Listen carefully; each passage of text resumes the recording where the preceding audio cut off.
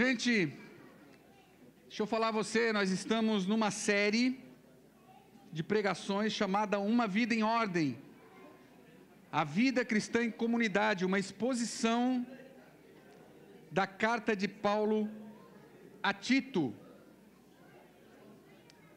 Paulo escreve uma carta a um jovem pastor numa igreja localizada na ilha de Creta, uma ilha grega,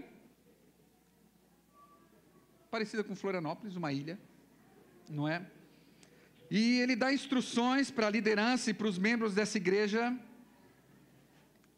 do primeiro século, e a gente tem visto isso nos últimos sermões. Se você perdeu algum sermão dessa série, é possível que você encontre esses sermões no YouTube.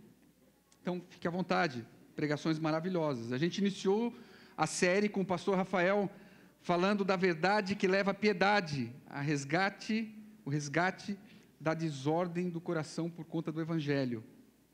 Depois, o pastor Zé falou sobre uma liderança saudável.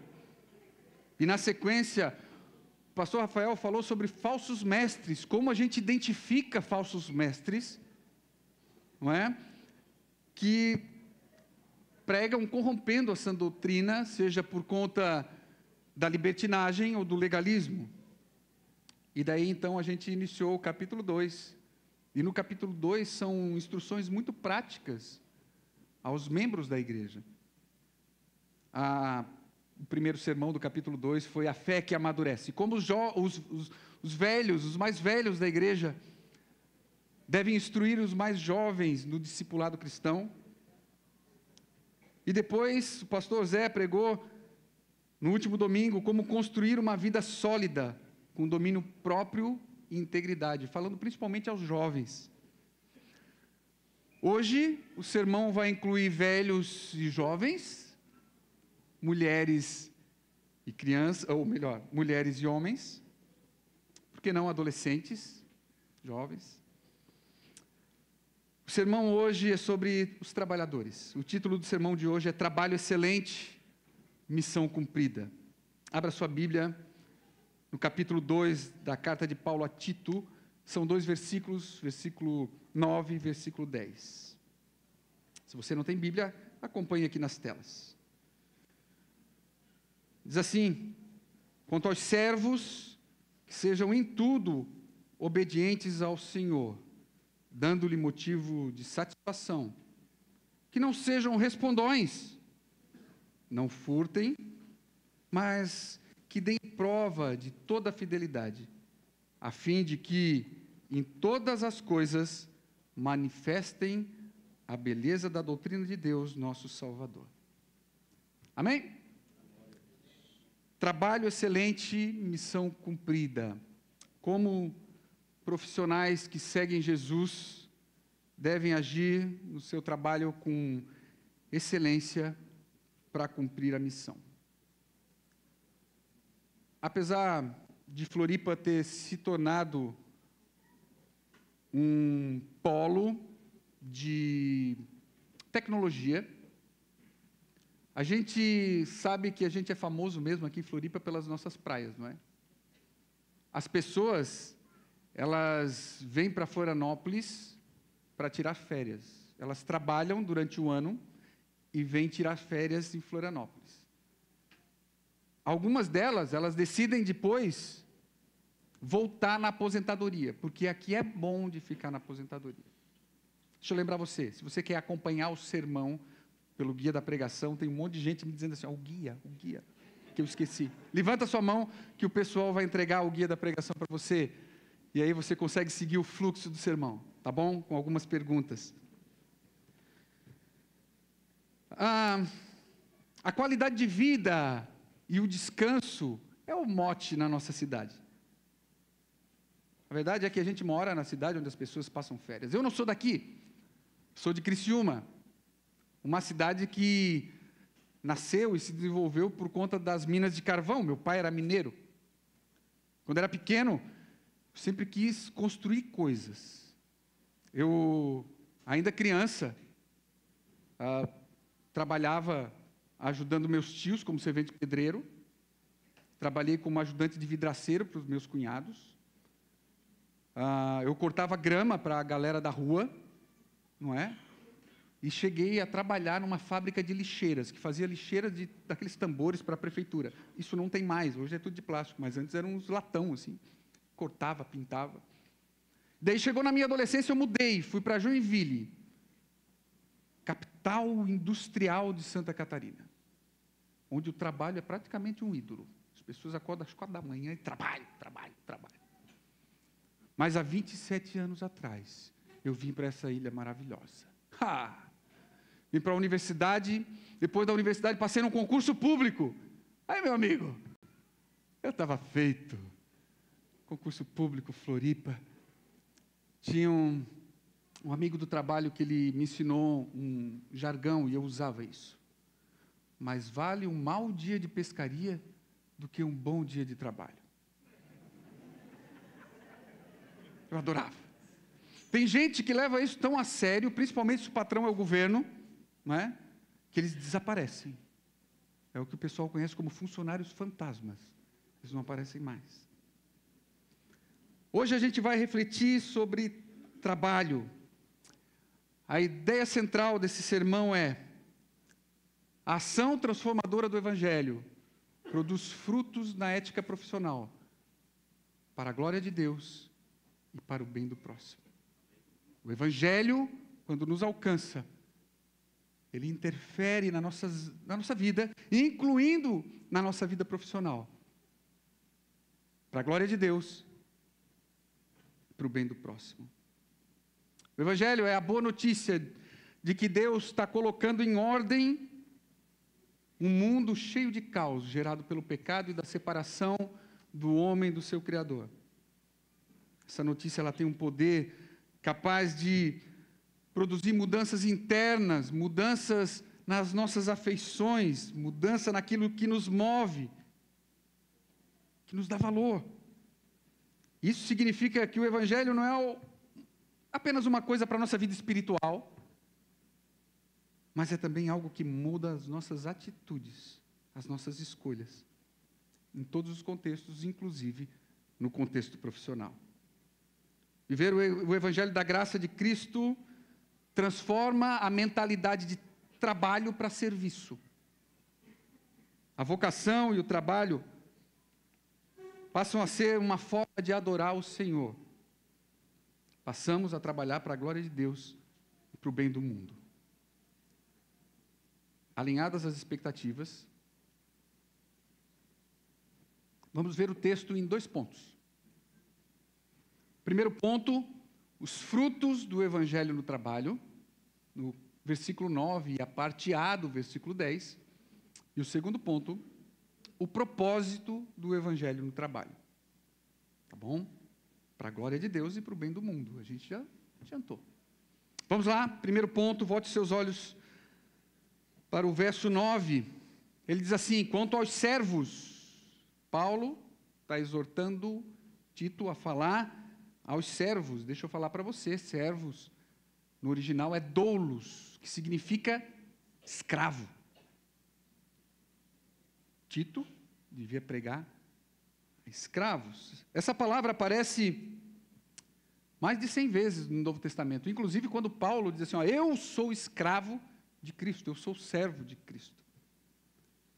A gente não tem dúvida que a escravidão, seja em qual for o momento da história, é resultado do pecado, da queda e da tirania. No primeiro século, embora alguns senhores de escravos fossem bondosos, e existissem pessoas que se submetiam à servidão voluntariamente, a grande maioria desses escravos não estavam ali por vontade própria. As pessoas tornavam-se escravos como prisioneiros de guerra,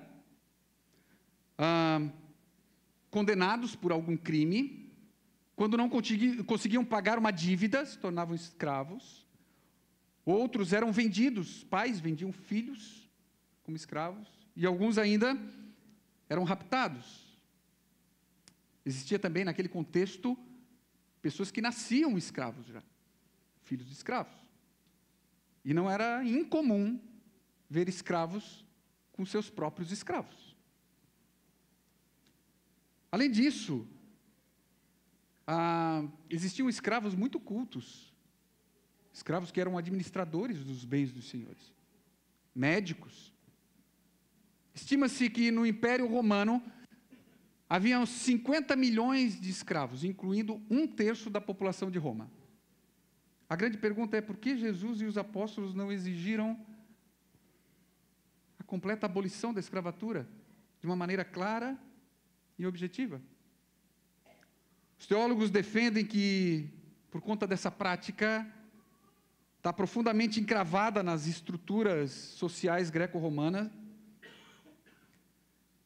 Qualquer movimento de acabar com a escravatura do dia para a noite com uma revolução seria abafada com severa brutalidade. Então, ao mesmo tempo que o Novo Testamento não apoia a abolição da escravatura pela revolução, ela condena os abusos da escravidão e remove esse fardo pelo poder do Evangelho. Paulo tinha o propósito de destruir a escravatura e sem declarar guerra para isso. A ideia era que o escravo honre ao seu senhor e que o senhor seja bondoso para com o seu escravo. E ambos tenham em mente que para Deus não há acepção de pessoa. Pois bem, hoje a gente não vive num movimento escravocrata, e a pergunta é: esse texto se aplica a nós? É óbvio. Se alguém que vivia sob servidão deveria ter determinados comportamentos, imagina a gente que faz contratos bilaterais, não é? Obviamente, esse texto se aplica a nós. Então, voltemos ao texto. Quanto aos servos, que sejam em tudo obedientes ao seu senhor, dando-lhe motivo de satisfação, que não sejam respondões, nem furtem, mas que deem prova de toda fidelidade. Tito deveria instruir aos servos quanto à conduta. Ele diz: em tudo. Tudo significa tudo, com uma exceção. Se o que o Senhor pedisse fosse contra a lei do Senhor, a lei de Deus. O próprio Pedro e João, quando foram inquiridos pelos judeus, a resposta retórica deles foi: convém que a gente obedeça aos homens ou a Deus? Não é? É justo obedecer a vós ou a Deus? Nesse texto, o termo obediência entre servo e patrão é o mesmo imperativo de sujeição usado para esposa ou esposo. Entenda que não é uma sujeição cega, mas uma disposição do coração para servir, respeitar e honrar. Segundo ponto, os escravos deveriam ser obedientes também, mas deveriam ter disposição. Que o seu trabalho seja motivo de satisfação do seu senhor, se referindo à qualidade e à produtividade. O trabalho de um escravo cristão deveria ser diferenciado, já que ele produziria mais e melhor. E mais, deviam ser instruídos a não serem respondões, isso é, indolentes, desrespeitosos. A palavra original traz uma conotação de oposição à rebelião. Eles não deveriam ser rebeldes ao Senhor. E o termo senhor aqui, a gente pode imaginar um senhor, só um chefe, alguma coisa assim. Não. A palavra original é déspote, da onde vem déspota, tirano, e denota realmente que o Senhor tinha toda a autoridade sobre o escravo. Era como se fosse uma posse dele. Além de conduta e disposição, Tito também deveria exortar os escravos quanto à confiabilidade. O escravo crente, ele deveria demonstrar dignidade e máxima confiança. É preciso entender que muitos escravos administravam a casa dos senhores. E era comum pequenos furtos. Aquela ideia, olha, se o Senhor está exigindo de mim esforço, dedicação e tirando a minha liberdade, a justiça é, pelo menos, que eu tome um pouco a mais. O termo escravo e ladrão no grego é intercambiável. Mas eles deveriam ser fiéis, os escravos crentes. O apóstolo quer dizer lealdade e sinceridade para com seus senhores. Conduta, disposição e confiabilidade deveriam ser os frutos do evangelho para o servo cristão. E por que essa instrução de Paulo a Tito deve ser trazida para o nosso contexto profissional em 2025 em Florianópolis? Será que faz algum sentido? Será que a gente consegue olhar um trabalhador de Florianópolis e por conta da conduta, disposição e confiabilidade dizer assim, não, esse aqui é um discípulo de Jesus. Esses outros aqui, cara, pelo jeito não são. Eu aposto com você que é muito difícil a gente identificar assim. Primeiro, falar de sujeição e obediência ao patrão para a mentalidade moderna soa como algo totalmente retrógrado e, por vezes, abusivo. Isso porque a figura de autoridade teve o seu sentido esvaziado, de maneira que o bom mesmo é a gente servir a nós mesmos. Você já ouviu alguém dizer assim, eu sou PJ, cara, não suporto receber ordens. Se somos nós. Autoridades naturalmente são vistas como inimigas e opressoras. É claro, eu sei que existem realmente pessoas abusivas e opressoras. Mas eu trabalhei com colegas que, independente de quem fosse o gerente, ele não era um cara para se relacionar. Se tivesse happy hour, a pergunta era, o gerente vai? Se o gerente for, eu não vou. Entende? Havia uma oposição, uma afronta, simplesmente pela posição de liderança. Enquanto a mentalidade moderna trata os seus superiores com desprezo, arrogância, a Bíblia exorta que o discípulo de Jesus deve ser sensato e obediente às autoridades. Paulo, ou melhor, Pedro, escrevendo na sua primeira carta, ele diz assim, por causa do Senhor, estejam sujeitos a toda instituição humana, quer seja o rei, como soberano, quer seja as autoridades, como enviadas por ele, tanto para castigo dos malfeitores, como para louvor dos que praticam o bem. Primeiro ponto, estar sujeito às autoridades. A gente concorda, é um grande drama para nós. O segundo é que a mentalidade sobre trabalho, muitas vezes que temos é equivocada. Muitos de nós tratam o trabalho como se fosse um mal necessário, um castigo, quando a gente esquece que mesmo antes da queda, antes do pecado, já havia trabalho. O próprio Deus trabalhou. O próprio Deus, quando plantou o jardim e colocou o homem lá, deu um trabalho para Adão e para Eva. O trabalho era cultivar e guardar. Sujeitar todos os animais. Veja que o cultivo tem relação com fazer cultura, desenvolver, encher a terra e fazer florescer a sociedade para a glória de Deus. Diante disso, ciência, desenvolvimento tecnológico, a arte, a engenharia, a medicina, tudo isso faz parte do mandato cultural de Deus para o homem. Não pense você que quando Jesus voltar e reparar todas as coisas, consertar o mundo, tirar o pecado, nós voltaremos para o Éden, um jardim no meio do mato.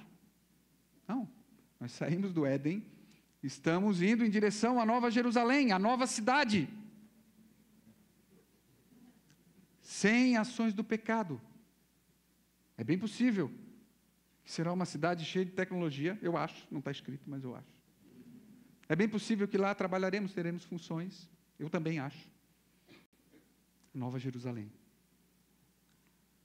Tim Keller diz que, se queremos ser portadores da imagem de Deus no que diz respeito à criação, é necessário que mantermos seu padrão de trabalho.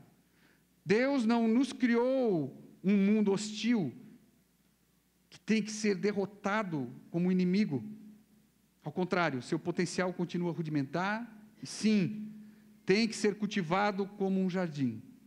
Jardineiros não deixam a terra como a encontram. Os jardineiros escavam o solo, trabalham nele com o objetivo em mente de expor a matéria-prima do jardim, de modo que produz alimento, flores e beleza. Esse é o padrão de qualquer trabalho. O trabalho assim em si não é um castigo. Mas eu e você sabemos que os efeitos do pecado, os efeitos da queda, a gente sente no trabalho. O trabalho se tornou, em alguma medida, infrutífero. Achamos sempre que vamos conseguir fazer mais e melhor. Eu ilustro. Eu tinha algumas árvores para podar na minha casa. Então, sábado, que é o meu dia de trabalhar em casa, eu levantava, olhava a árvore e dizia, fazia meus cálculos, eu sou engenheiro, então, cara, 10 minutos eu boto a escada ali, subo e corto um galho. Desço, mais 10 minutos, o outro galho. 15 minutos eu limpo tudo. 1 hora, terminei. Estava anoitecendo e eu estava lá ainda. Fato. O trabalho inclui sofrimento, fadiga, inveja. Se a gente não ficar atento, o pecado da preguiça, as distrações vão contribuir para a gente se tornar ainda mais infrutífero, é ou não é? Cristo nos chama para vivermos integralmente o Evangelho em todas as tarefas da vida. A gente já leu, mas vamos ler de novo, Colossenses 3:23. Tudo o que fizerem, façam de todo o coração, como se para o Senhor e não para as pessoas, sabendo que receberão do Senhor a recompensa da herança. E é a Cristo, o Senhor, que vocês estão servindo. Se você já teve experiência de contratar alguém, seja porque você tem uma empresa, ou seja porque você está fazendo uma reforma na sua casa, e daí você abre uma vaga de emprego. As pessoas vão se candidatar para essa vaga e vão fazer entrevista para essa vaga. E é maravilhoso, entrevista de emprego, eu já fiz algumas. Começa assim, olha, o meu único defeito é que eu sou perfeccionista. A próxima é assim, ó, esse trabalho é o trabalho dos meus sonhos, eu só preciso de uma oportunidade para você ver. Daí a gente vai e contrata, não é? No primeiro dia, o perfeccionista já ficou em casa, veio outra pessoa, parece.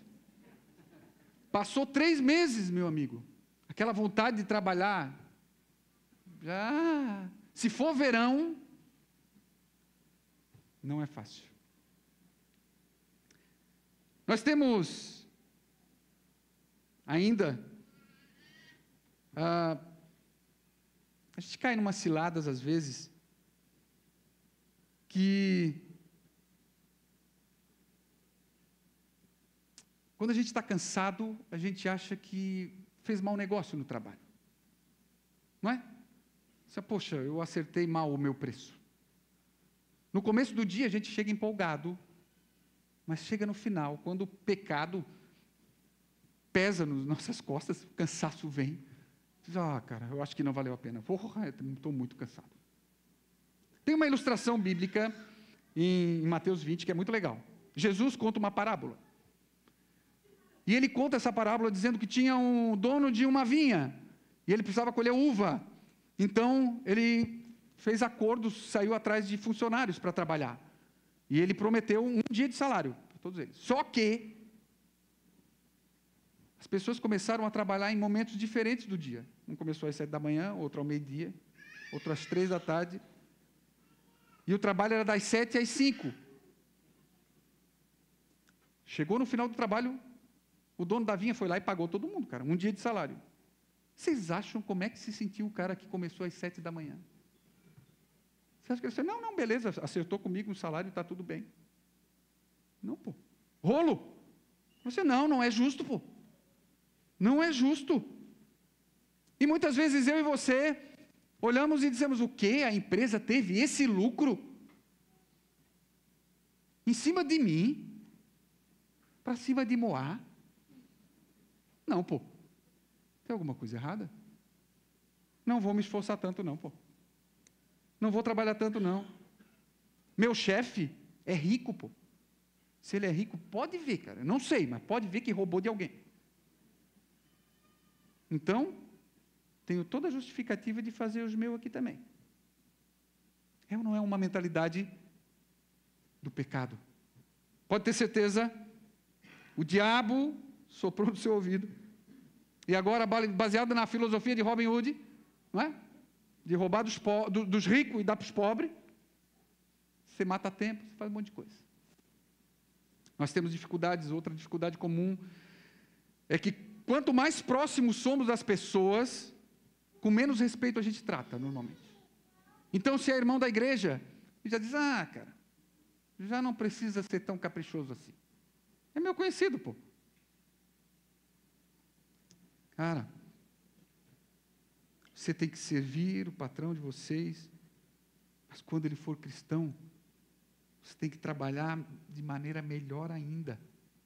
É o que Paulo fala em 1 Timóteo.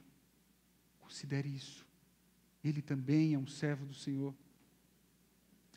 Quais os frutos visíveis do Evangelho devemos gerar nas nossas profissões? Deixa eu fazer algumas aplicações. Primeiro, trate seus superiores com respeito.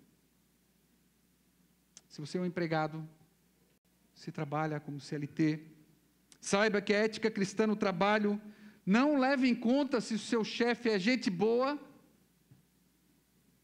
se ele paga bem, se ele é gentil.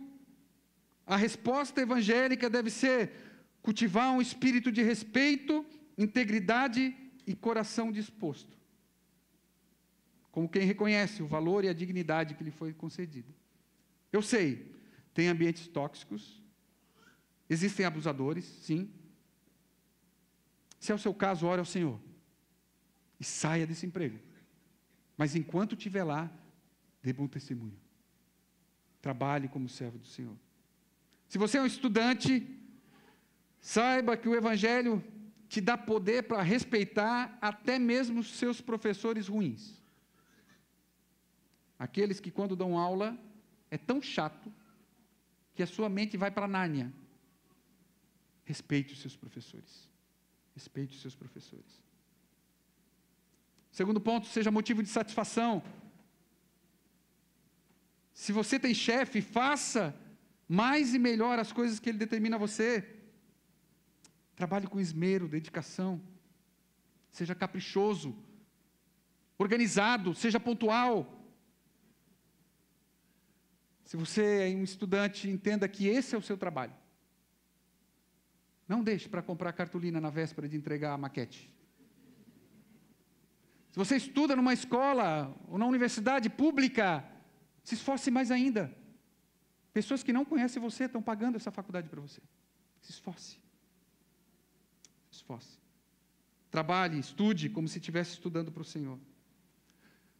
Entretanto, eu e você conhecemos pessoas que querem dar motivo de satisfação aos superiores, mas a metodologia que usam é massagear ego, para não dizer outra coisa. Sabe aquelas pessoas que vivem jogando confete em si mesmo, virando estrelinha atrás, pedindo aplauso?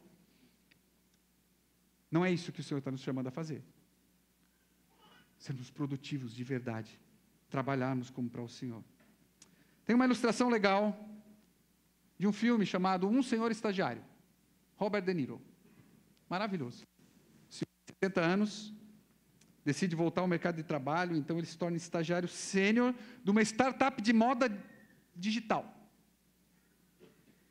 E já nos primeiros dias, Ben, que é esse personagem, ele percebe no meio do escritório uma mesa toda desorganizada, suja, cheia de coisa, e os jovens trabalhadores freneticamente trabalhando e na correria. Então ele para e organiza aquela mesa. Limpa, joga as coisas que não servem mais fora, organiza. E daí a câmera mostra Robert De Niro sentado, observando aquele trabalho. Ao fundo, os jovens na correria. E ele contemplando, dizendo assim, ficou bom. Que isso nos inspire a fazermos um bom trabalho. Terceiro lugar, dê prova da sua fidelidade. Quero falar a você que é funcionário público, cristão. Meu irmão, sirva com integridade. Cumpra as suas funções sem favorecimento. Honrar a Deus, mesmo quando ninguém da sua repartição faz. Não aceite suborno, fuja. Fuja. Trabalhe sem manipulações. Promova a justiça. Viva de maneira visível o Evangelho no seu trabalho. Aos empregados, entendam que você está vendendo o seu tempo.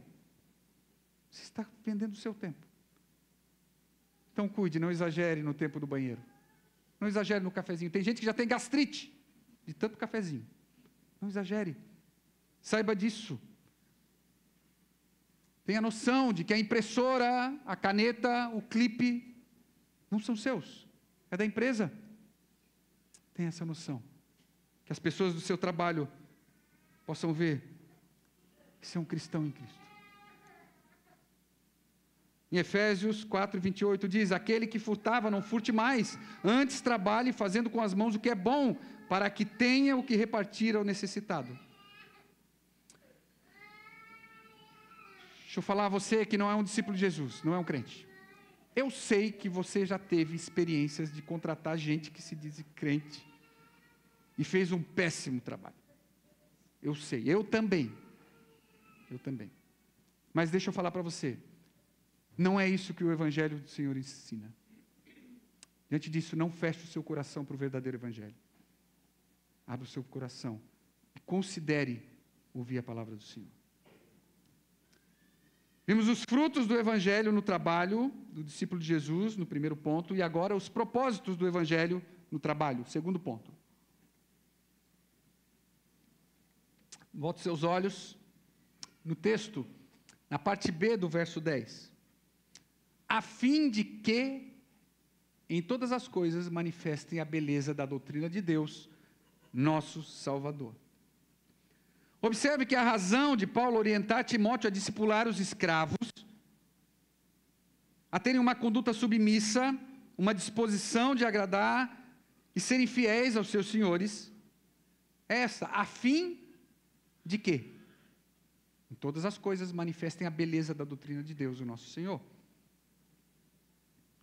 Uma vida santificada, que faz saltar à vista os frutos da graça transformadora do Evangelho, ela deve resplandecer como pedras preciosas, ornamentando a doutrina de Deus, nosso Salvador. É isso que o texto quer dizer. Calvino, comentando esse texto, ele diz que uma vida assim levaria as pessoas à seguinte exclamação: se a religião cristã age dessa forma, até mesmo em relação aos escravos, então deve ser algo maravilhoso. Manifestar a doutrina de Deus. Esse é o nosso maior propósito no trabalho. A pergunta é, mas o que é doutrina? Doutrina é uma palavra chata, usada por teólogos e alguns advogados. O que é doutrina? Doutrina representa as verdades sobre as quais devemos edificar nossa vida. Vir a Jesus, ouvir seus ensinos, tudo isso envolve doutrina. É entender o que a Bíblia ensina em relação a quem Deus é, qual a vontade dele para nós, como devemos viver, qual a nossa expectativa do futuro. Assim, a doutrina, ela nos ensina o que é correto nós crermos, a fé correta, e nos mostra como agir, a vida prática, tornando a nossa vida agradável e útil a Deus e ao próximo. Por que os servos deveriam ter determinados comportamentos?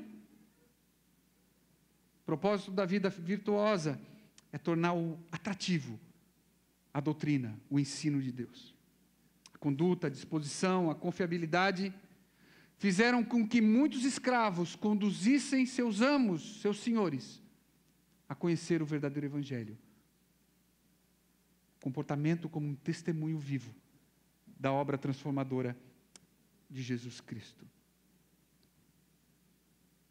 Assim, a submissão e o bom trabalho traz uma conjunção, a fim de que é a causa, a submissão e o trabalho de excelência, e o efeito é a missão e a glória de Deus. Conta-se que na época da Reforma, Lutero encontrou um sapateiro simples. Ele não estava num convento, estudando, recluso e meditando. Ele estava simplesmente fazendo sapatos, era iletrado. Mas ele amava o Senhor. E ele chega a Lutero e diz: o que posso fazer para servir melhor ao meu Senhor? Ao que Lutero responde: faça um bom sapato e venda por um preço justo. Esse é o princípio protestante de ética em relação ao trabalho. Honrar a Deus pelo trabalho bem feito e agir com justiça em relação ao próximo. Para alguns trabalhos isso é mais fácil, não é? Um médico, não é? Um professor, um policial, pessoas que trabalham com pessoas, um pastor. Muito fácil vou dizer, não, vou honrar a Deus no trabalho. Mas e o servente de pedreiro? E o cara que é empacotador? Como ele faz para honrar a Deus? Glorificar a Deus. A mensagem é que quando um trabalho é feito com má vontade, quando somos insolentes, relapsos, nós estamos manchando a reputação do nosso Deus.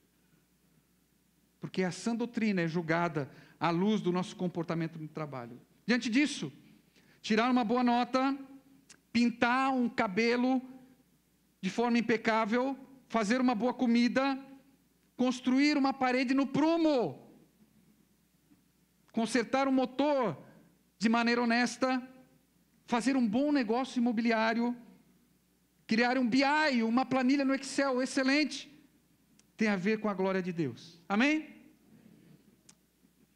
É engraçado, porque a igreja se envolve em estratégia de evangelismo, missão, manda missionário, e Paulo está dizendo a Tito: peça para os escravos trabalhar de maneira correta e honesta, e as pessoas conhecerão a doutrina de Deus.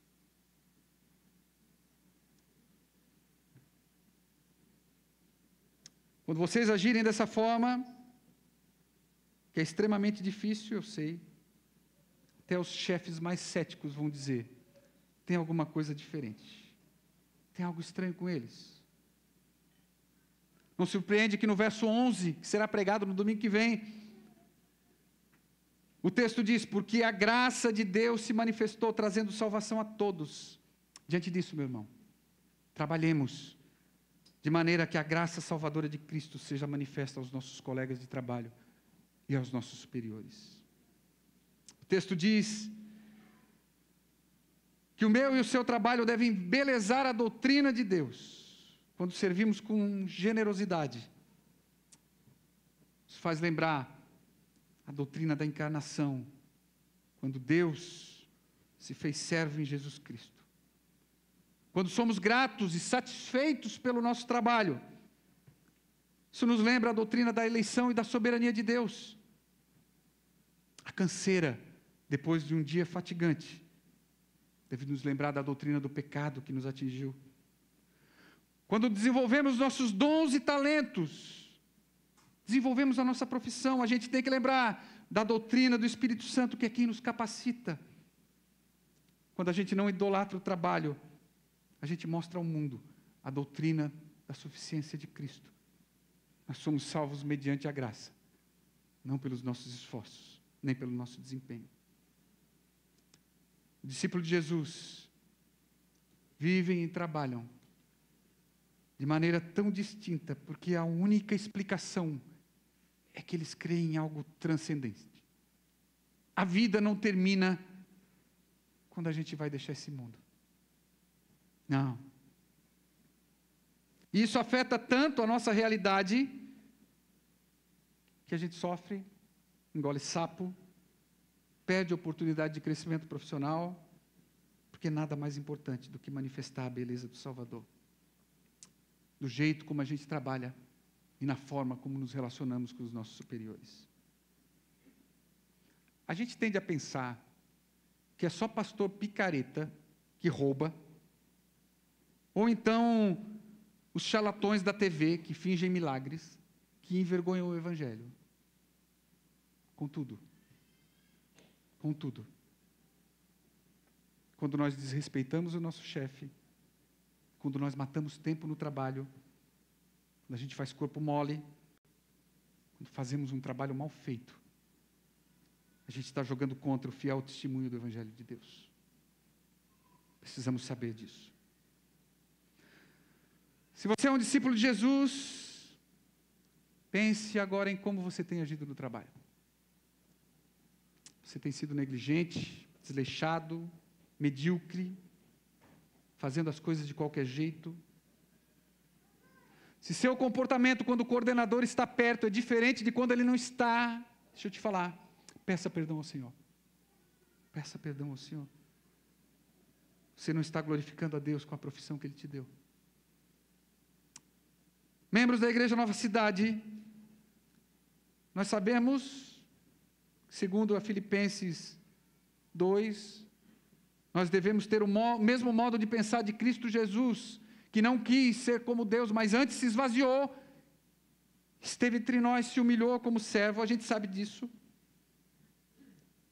Mas considere que esse ensino se torna visível quando nós servimos na igreja. É maravilhoso ver empresários de sucesso servindo no estacionamento. Gerentes de grandes empresas atuando na equipe de apoio, levando o lixo para fora depois do culto. Mulheres inteligentíssimas, que se dispõem a cuidar das nossas crianças, a ensinar o Evangelho para elas. Diante disso, meu irmão, sirva na igreja. Se você é membro da igreja e não serve em alguma área, eu nem sei o que eu vou falar para você. Nem sei. Sirva, gente. Sirva. Se você é uma mulher que decidiu construir a sua carreira como profissional do lar, deixa eu falar a você. Você decidiu cuidar dos seus filhos, do seu marido. Não deixe que as pressões do secularismo convençam você que essa não é uma escolha digna. Não deixe. Você é guardiã de um jardim onde a vida floresce. Você serve com alegria, mesmo sem aplauso, mesmo sem ser vista, você manifesta a beleza do Evangelho que molda mulheres humildes, fortes e obedientes ao Senhor. Por isso, se alegre, minha irmã. Se a sua família tem condições de ter você em casa, faça isso para a glória de Deus. Amém? Você que está nos visitando e não é um crente em Jesus.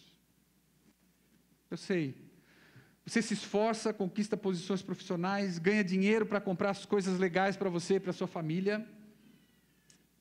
É bem possível que você ainda sinta um vazio na alma, uma falta de propósito. Deixa eu te dizer, é porque nós não fomos feitos para servir a nós mesmos. O real propósito da vida plena, que faz sentido, é servir a Deus e aos outros. Só em Cristo, você pode encontrar isso. Diante disso, proponha no seu coração a conhecer mais esse Jesus. A todos nós que trabalhamos, que amanhã vamos acordar cedo e ir para o nosso trabalho. Qual é o fim do nosso trabalho? Ganhar dinheiro? Ficar rico? Se aposentar e vir morar numa casa de descanso perto da igreja? Que o Espírito Santo te inspire a servir com criatividade e disposição, para que através do seu trabalho as vidas sejam edificadas comunidades sejam renovadas e a glória do Senhor Deus resplandeça nessa cidade. Amém? Se coloque de pé e a gente termina.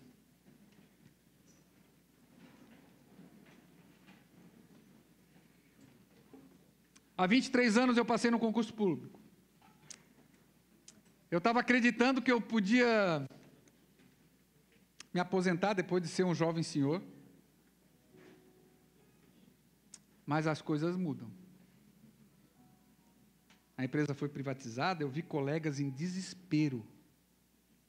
Quando começaram as demissões,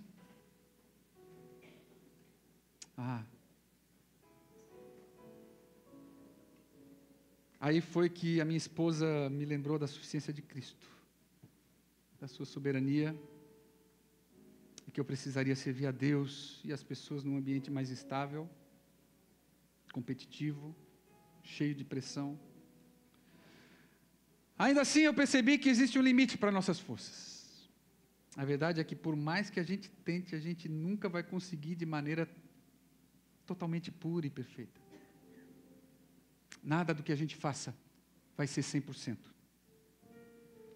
Mesmo que a gente faça o que sabe as pessoas que a gente segue no Instagram fazem? A galera workaholic. Esse pessoal que acorda às 4 da manhã para correr. Às 7 da manhã eles já fizeram academia, correram e agora vão produzir.